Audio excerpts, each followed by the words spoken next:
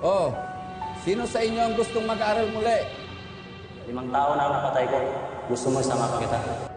Nandito si Teacher Ellen. 3 na ang nag-aasa ko. Pwede ka pang pang-apat.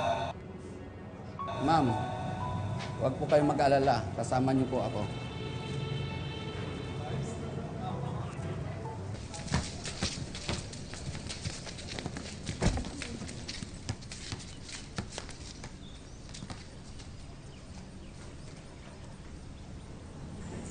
Magandang hapon sa inyong lahat.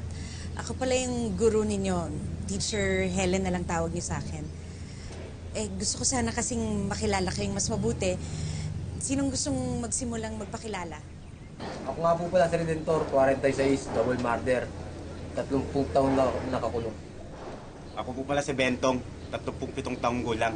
Nang rape, 5 taon nang nakakulong. Itay na yan! Baka gusto mong...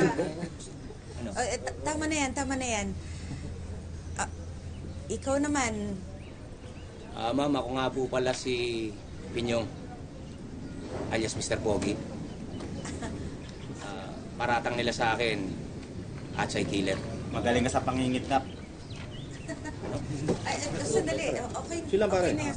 Okay na rin. Oo. Sila. Yung... Ikaw naman, yung... Nasa gitna, dun sa likod na likod. Anong pangalan mo? Joy, Iyak ka pa? Hindi pa sabihin ko bakit ka nandito. problema ka ba ha?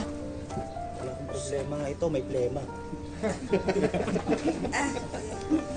Sige, balik na tayo ha.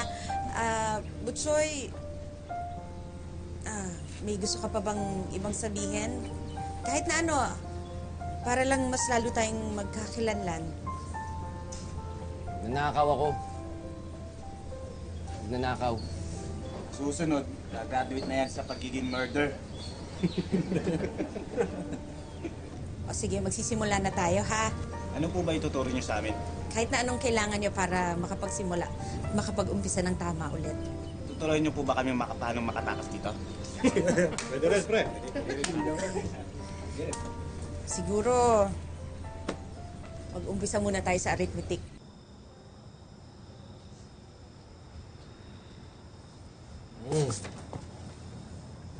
Ikaw naman kasi, kinuha-kuha mo pa yung assignment na yan.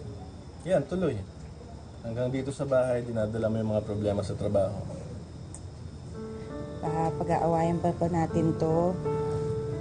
Diba? Tapos na yun. Sinabi ko na naman sa iyo yung mga issue ko, kaya ko tinanggap tong assignment. Ito eh. Naniniwala kasi ako na sila rin may karapatan silang matuto. Makapagtapos. Teka lang. Saan nga ba tayo nagkakilala ulit? Yun na nga. Hindi ba ikaw, isa ka rin doon? Doon sa makukulit na estudyanteng tinuturuan ko noon? Diba? Katulad nila, karapatan din nila yung maabot yung naabot mo. Diba?